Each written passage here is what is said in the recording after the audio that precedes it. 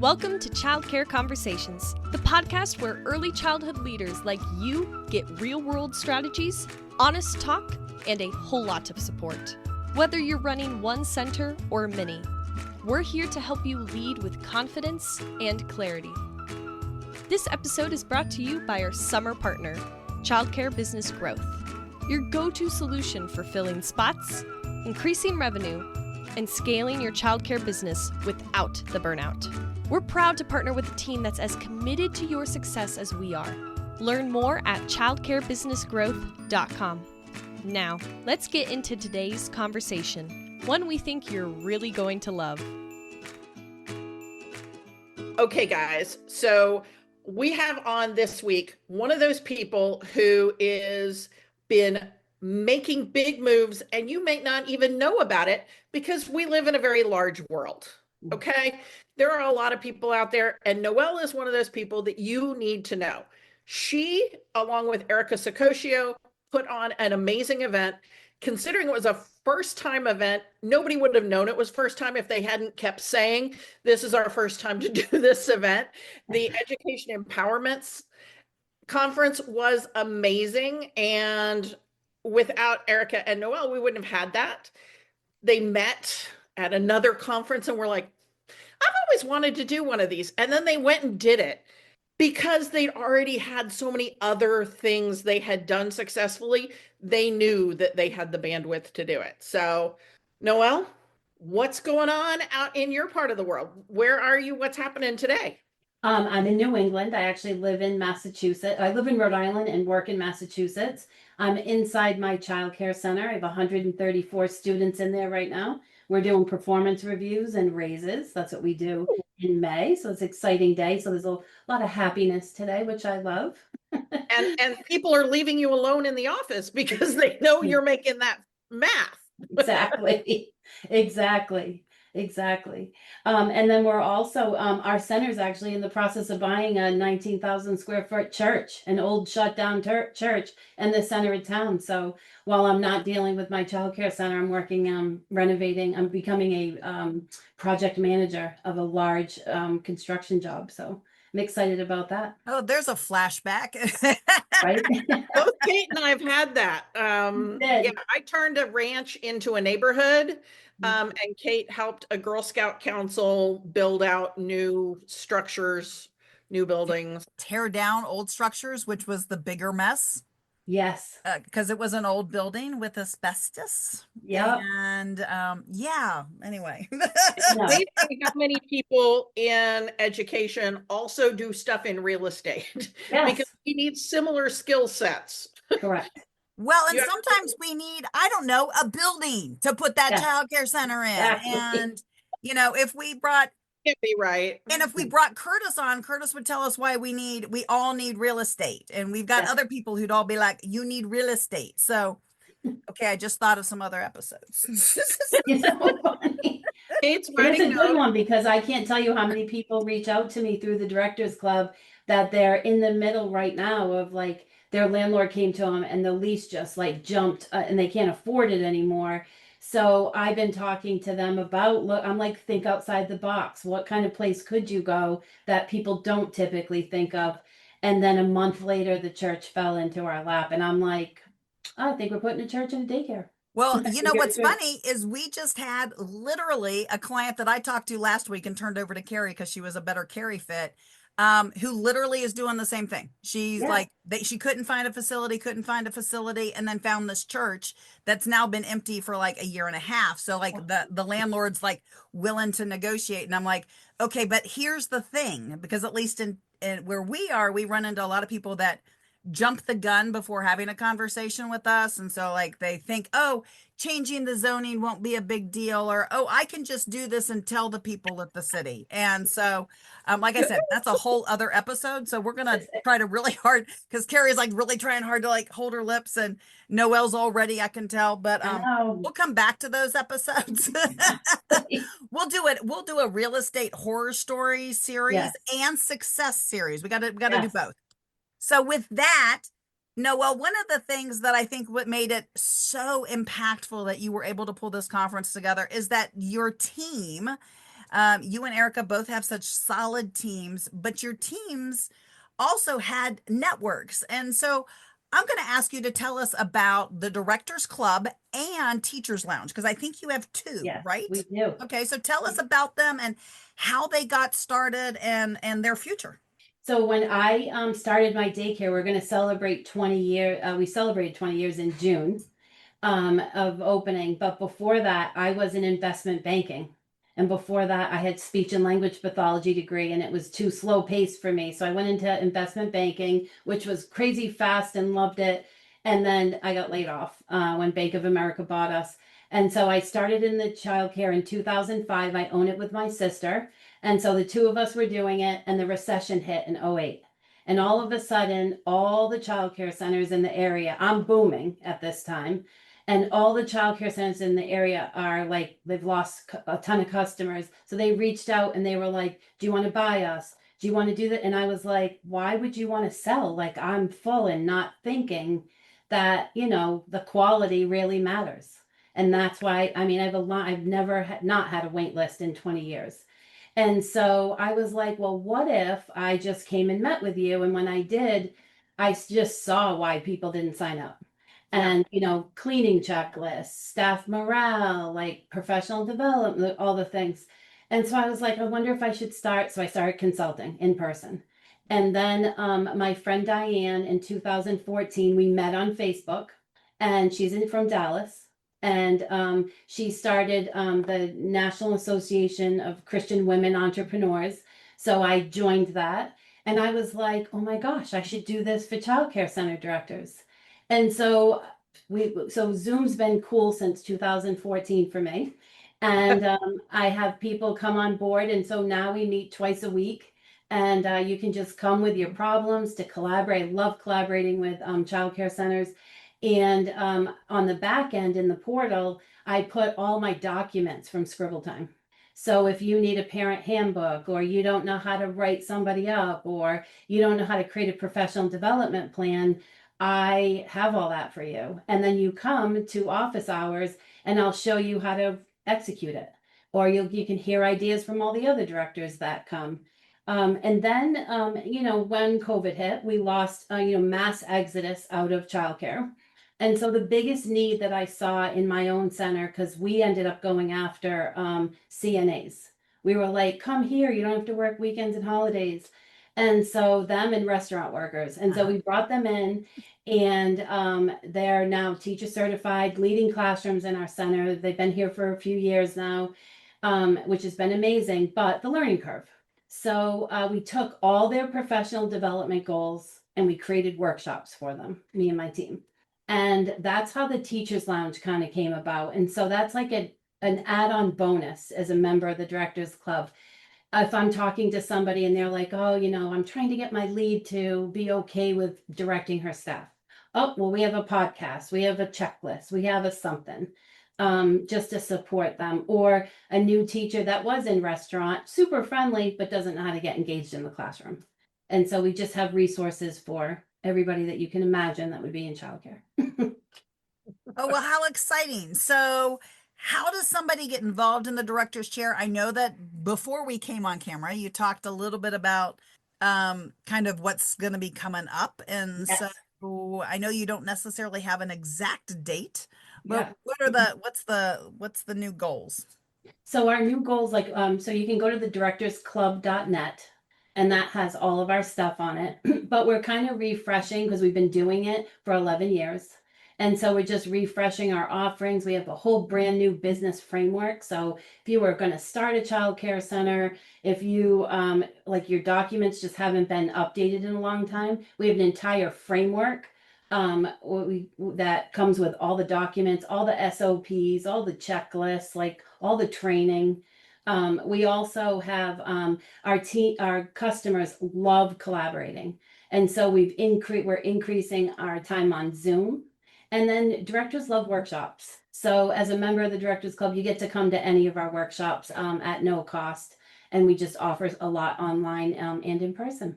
Oh, well, how exciting. So you said the directorsclub.net. Yes. And I presume this is membership driven, or they Yes. pay for what they want. How does, So it's $47 a month and you get access to it all.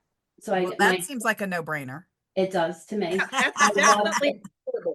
Yeah. Everybody listening should be going, okay, I'm writing that down. I Yeah. get director support for $47 a month, and I get a resource library with all of this stuff. Mm-hmm. Guys, $47 a month is less than you are paying for Goldfish. Yes. I Exactly. think we can do it. Well, and what's Exactly. great is if you go to this episode's show notes, we will have links to all of Noelle's information and to the new membership program and all of the new stuff that is coming out. And you guys might be the first ones to see the new stuff. Yes. We're gonna try to make that happen. We'll see. Yeah. Right.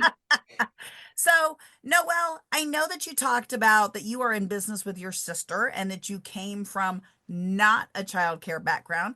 Carrie and I have been business partners for 25 years and we're cousins. So it resonated a little bit. And so share with the folks who are listening that are like maybe owners by themselves, maybe they're owners with a spouse, or maybe they're thinking about getting a business partner. Mm-hmm. What might be something that you might go, oh, this is absolutely the reason why, and this is what you need to look for? I just wrote a business plan for my SBA loan for my church. And in it, I wrote, I had no idea 20 years ago that this was the best partnership ever, besides it being my sister. Because we learn nothing about business going to college, or very minimal about learning the business skills in college. And so I felt like that was my strength that I brought to the table, and she was so well versed in preschool director, all the different things of operating a center, that the two of us would sit down and we would just solve problems together, and they worked. And I feel like when you always, like, as a manager, I always tell people, bring on people that have better strengths than yourself, because that is the best way to collaborate. It's so amazing when you're surrounded by people that know way more than you about a lot of different things. And I think that really benefited us. And then also, when we did set it up, we were like, business is my lane, the classrooms are your lane. And we like have stayed to that philosophy. Not saying there hasn't been a few conversations in the background, but um, you know, we collaborate really well together when we each bring our strengths. And so now, 20 years later, she knows all the business stuff that I've taught her, and I know, all the early ed stuff. So it's been a great relationship. Well, and coming from the background of the speech pathology, Yes. there's at least one element of, okay, there's a kid with a challenge that you can Yeah. go, ooh, ooh, ooh, Yeah. me, put me in, coach, put me in. Yeah, exactly. Exactly. And I ended up going back to college to get my early ed degree because I was like, oh, I want to be a better director. And I thought that was like so amazing. But then this is why I started the Directors Club, because I didn't learn any of the stuff I thought I was going to learn in So college. what did they teach you in your degree that you were like, I didn't need to go to college for that? I think there was like it was a lot of theory. And I'm not against theory at all, but I would love to see, and I'm a huge proponent of heading to the state house and making my voice heard frequently. I have this Friday morning email that I send out to elected officials for 20 years now, and I'm like, enough with the philosophy, like we get it, but if we were implementing more or collaborating more, I think that you would learn so much more. And if we had a little trip into the business department while we were in early ed, I think that would be beneficial. So I loved your statement, and I know that it's how you feel. So talk to me more about collaboration and maybe even how people collaborate, because I don't think everybody understands that phrase. I know I have run into, so I've been working, I have a similar-ish connection background kind of thing where I went from athletic training and nursing into being a business analyst to starting a registered family home, and my path just continues to do some funky zigzag. Like, I don't know.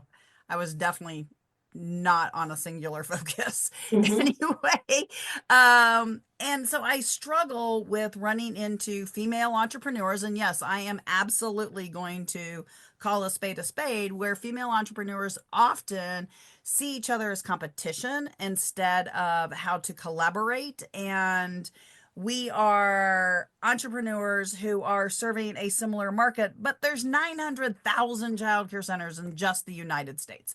Yes. So 990, I don't know. There's a bunch. I did the math and Yeah. now I've forgotten. I might have added one too many zeros, but I think there's too many zeros, but that's Yeah. I was like, wait, there's 9,000 in Texas. I think that was too many zeros. So probably 90,000 childcare centers without the registered family homes in the United States. And so there's more than enough for us to all support each other and collaborate. And I think it's a great thing, but you mentioned something about helping directors find their people. And so what Yes. does that mean to you? So I started a child care center in North Attleboro after I started our own. And my father was like, why are you making competition? And I'm like, you have to understand, there's so many kids in our community. There's not enough child care centers for everybody. And so I don't look at people as competition, but more like I'm offering a service that Kate, you and your family might like, but Carrie might be like, it didn't feel right. I like this one better. And that's amazing that we have those opportunities for our families and for the students. what I think is funny is that nobody says, why does PepsiCo own both KFC and Taco Bell? Aren't Yes. those direct competitors? Because they both serve food. And Pizza Hut. Yeah. And Oh, yeah. like nobody tells PepsiCo that they're doing it wrong, but a childcare business that owns 3 centers within 25 miles, people are like, you're making competition for yourself. No, I'm not. Oh, I mean, Curie had 4 centers and they were very different, very, yeah. very different. I think they are too. And I think different businesses are, harder to get consistent, like, because the culture is different, the people are different.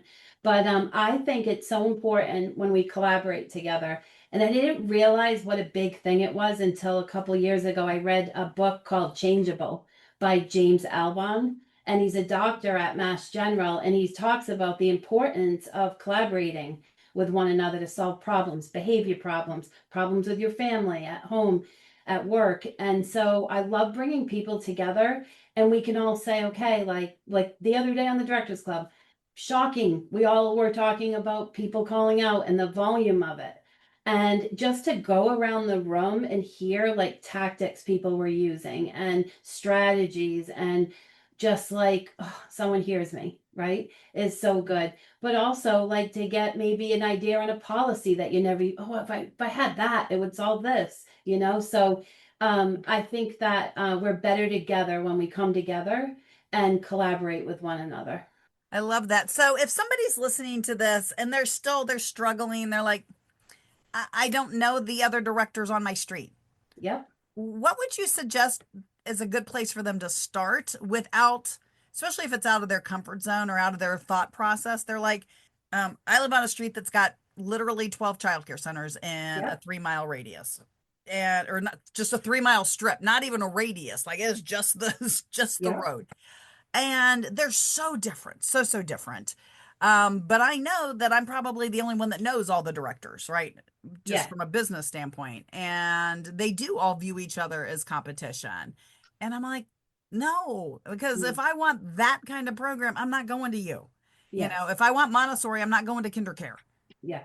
And yeah, they're across the street from each other. But if I want a tiny Montessori, I'm not going to go to the Montessori that's right across from Kindercare. I'm going to go to the one that's 4 doors down. Yeah, It's a tiny exactly. Montessori. Yeah. Very different than the big Montessori that is trying to outcompete size-wise and look-wise and even feel-wise that of a Kindercare. And I'm like, stop trying to be your neighbor. Yeah. I always tell people to reach out to them, email, phone call if you're afraid, try an email, and just say, look, I would love to get together and collaborate and talk about things we're struggling on and what's working in the community. So in Massachusetts, we're doing that right now. We have a private Facebook group that not me, but like the state has one for everybody. And we just last week I was in Taunton, Mass with 5 centers from Cape Cod all the way to North Attleboro. And we all talked about biggest struggles and licensing requirements that are coming up. I love doing that. I just hosted with 2 other centers in my town. We all shut down for a half a day and we brought in all of 60 of our teachers together with an occupational therapist came in and taught on sensory and behavior. And so what we did was taught the workshop and then we completely mixed the tables up so no one was sitting next to anybody that they knew. And that felt good at the end. And we all sat around and collaborated on behavior issues that we're having. And we put leaders at every table. So not only do the directors get to collaborate, but if you can find ways for your teams to collaborate and things like that, and it could be basic. What's your biggest struggle right now? And everyone at the table just shares it. Or what's one big success you had and everyone can celebrate you. So when you come together and do that, my team like loves doing, like I'm the crazy one. I'm like, we're going here next week. But it like they say it all the time. They're like, this has been amazing to talk to other teachers and get ideas. Because it also gives you that feeling that you thought you were the weirdo and that maybe you weren't a good teacher, because if you were a good teacher, then you wouldn't have kids wrestling in the block center. And so it must be something you're doing wrong. But if you're in a room and there's 3 other people whose kids are also wrestling in the block center, then oh, it's not just me. And then you can get to that conversation of, oh, these kids are stimulating their gross motor, their Yeah. large muscles, and so they want to do more with large muscles. So maybe we bring in some other large things right next to the block center for the kids to do, like balance beams or those weighted yoga balls or whatever. Yep. But you're not going to get there if you're feeling bad about yourself because you obviously are running your block center wrong. Yeah. Because Exactly. it's not happening at other classrooms in your center. Yep. And I always tell people when you show up, don't be afraid because everyone in the room has either had or has the same problem you have. Everybody. No teacher. Or they will. Yeah, exactly. Right. They will. And I always tell everybody, bring a notebook and just like, don't go in with a idea of like, oh, I'm not going to learn anything, or I always do it this way. Go in with an open mind. You have no idea what information you're going to get today. And I love watching the fast writing and that they come out with all these ideas and feel supported. I love that. Well, I love you talking about you have 3 programs in your community that come together, because that was something that Carrie and I were helping programs do like 15 years ago before it was cool. But it was entirely out of a necessity. It was a rural town. They had 5 programs that were all very different. Most of them were small, and they couldn't really afford to bring a trainer in to any one of those small schools. And it almost didn't make sense, right? You got like 11 teachers total, right? So paying somebody didn't always make sense. And so we had a program that really wanted to bring us in to do a large half-day staff training. And I'm like, great, well, why don't you pull everybody else in? And they were the church. And I said, you guys have this huge, mess hall kind of thing. Let's do the training there. And it started what became a monthly training, which one of the directors said it was a great for them because they were having some high staff turnover. And what happened is everybody kept hiring each other, like each other's staff. So good. Well, this now meant that they now knew some of those staff. They also knew what training those staff did or didn't have. And so it actually stopped people from leaving and going to other programs. It stopped the poaching because now everybody knew who actually paid attention in workshops and was invested and involved and who was in there filing their nails. Yes. And then you're not going to hire the person who files their nails through the workshop. Exactly. You're like, okay, I'm going to go steal some people from retail or food service or the CNAs or, people who are tired of doing medical coding or, whatever, and bring them into the industry. Because I think we all get so tied up in, oh, everybody I hire has to have 5 years experience. Exactly. They got to get it somewhere, and they may have got it at a cruddy program. Yep. I'd rather hire new people and keep them for 5 years. Yep. Totally agree. Oh yeah, But I think we're definitely all on board with that philosophy because I think we've all learned it the hard way, and Mhm. we've watched folks, and we probably all have seen the and people use the term, they call it a want ad, and I'm like, that is not a want ad. A want ad is, can you do it in an inch? Yeah. Right? Can you get them excited enough to call you off of a 1 inch square? And that is a want ad, and so they put up the job descriptions, which is their wish list. Mm. But I know you've had this experience, and I'm sure it's been on your director's club probably way more times than they want to, is that hiring of a lead teacher, that their viewpoint needs to have a degree and needs to have, all these things, but yet we're going to pay them, the equivalent of 725. Like, I know Massachusetts doesn't pay that. So, Yeah. but whatever the barely what they're going to make in fast food, we're trying to get people with a degree in for. And um I loved your approach. And it's, Thank you. Carrie and I always talk about, if you're if you're out at a restaurant and you see the server who's really good with the kids and is making googly faces, or really is relating to the parents, maybe it's not even that the kid, but they got that parent thing down, Yeah. and give them your business card and say, if you ever don't want to work evenings and weekends, Right. right? So give us a call. We're happy to help. Exactly. Can't So- say I haven't poached somebody from a Dunkin' Donuts. Yes, it doesn't. I mean, there are Yep. plenty of people who are good at customer service, Yes. which is a big part of our job. And we don't like to think about that. Yeah, People yep. are like, no, it's all about the education. No. Even at the university level, it's not just about education. It's also about the customer service, because Rate My Professor exists. Mhm. And, you have to have people who are good at customer service, and then we can teach them about early childhood. Exactly. and don't forget, customer service does include sales. Everything. I mean, to me, the best, if I was going to go right now and start a program from scratch, everybody in my administrative team would probably come from car sales lots, Yep. because Right. I want them to be able to sell Yep. and to get people. I can teach you about the kiddos if you need it. Like, in reality, those enrollment specialists, they just need to know how to sell the product, and they need to know enough about your product versus the product of everybody else in the neighborhood, right? Like, Right. And you can find that out by pulling everybody together 4 times a year and having those half-day trainings like Noelle Yes. was talking about. Yeah. So, or mystery shopping, like, Yes. who doesn't yeah. like a good mystery shop? Yep. There's So- not enough people doing that. and we've actually partnered with some people who are doing childcare mystery shopping, Love that. because that is something that we are a $60 billion industry. Mhm. And there's like 4 people in the entire country who mystery shop professionally. Wow. That doesn't make any sense. There are hundreds of mystery shoppers in the convenience store business. Right. And outside of gasoline and cigarettes, we have about the same amount of revenue as convenience stores. So why are we not secret shopping? Why are we not doing this? Yeah, that's a great idea. That is a good idea. I love that. Well, So- I mean, that's the same with the temp services, right? Like, there's not Yeah. enough temp services. Carrie and I predated so we were substitutes on schedule, so SOS.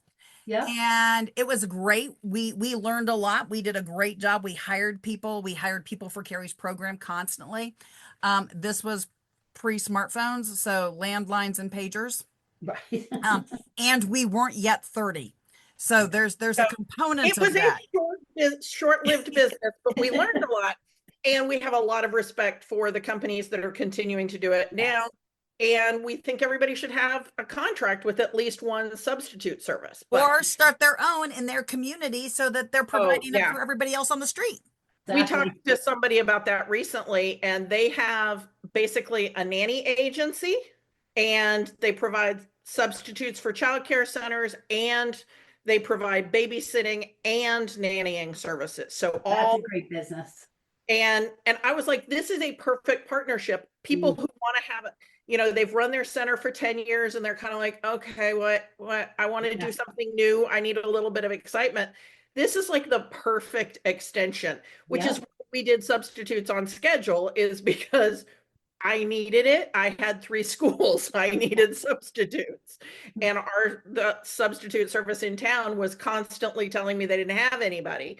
And I was like, we're a college town. There are college kids who would be happy to pick up an extra, $50 on a day or $100 on a day. I bet we can fix this. And we did. We just didn't have all of the things in that we would put in now if we were doing it. Okay, guys, I hate to tell you this, but we're almost at 30 minutes because we've been in the industry for 80 bazillion years and we've been supporting directors for 80 bazillion years. We have so many things in common and so many things to talk about. I think Carrie's saying that we were talking too much, Noelle. Oh, I'm sorry. It's all right. So what I was saying is, I think if we go any longer, we're going to be more wide ranging and we're not going to be able to have good show notes. So, I'm going to say, let's stop here and we'll remind everybody, you need to spend the $47. According to me, Carrie Casey, I say stop. If you need to not buy as many goldfish, get some Cheez-Its instead. And I know, I was like, so join should the I tell director. everybody you're talking about the snack food? Because I felt like, Yeah. Yes, get the Cheez-Its instead of the goldfish and sign up for the directors club. And we will talk to people again with Noelle. I have no doubt about it. I was a member of the director club in the last couple of years of having my school. And it's a great resource, guys, and it has changed and evolved over the years. We used to get little boxes. Now it's, there's more online stuff. But guys, Noelle is a resource that you need to be accessing. We will help you with the long form training. Noelle will help you with the ongoing monthly maintenance of keeping your sanity in place. Thank you. and if you learned something from today's show, please share the show with someone who needs to know. And if you would like to be on an episode, go to Kate and Carrie at childcareconversations.com and email us, or fill out an application at www.childcareconversations.com. And don't forget those 3 W's at the front. Otherwise, it doesn't like you. And we would love to have you on. And hopefully you have parked your car and it is time to get out. And we can't wait to see you next week. Thanks for tuning in. We love bringing you real talk and fresh insight from the world of early childhood education. Be sure to follow us on social media to stay connected and catch all of the latest episodes. And if you're planning a conference, training, or special event, Kate and Carrie would love to speak to your audience. You can learn more about their keynote sessions and workshops at kateandcarrie.com. If you learned something today, share the show and leave us a review below. We'll see you next time on Childcare Conversations.